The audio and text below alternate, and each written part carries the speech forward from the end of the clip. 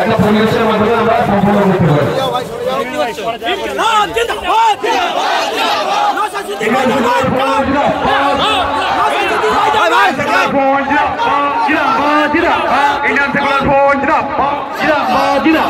আমাদের চেয়ারম্যান সাহেব জিন্দাবাদ, আমাদের চেয়ারম্যান সাহেব জিন্দাবাদ, জিন্দাবাদ, জিন্দাবাদ। পিরজাদা নওশাদ সিদ্দিকী সাহেব জিন্দাবাদ।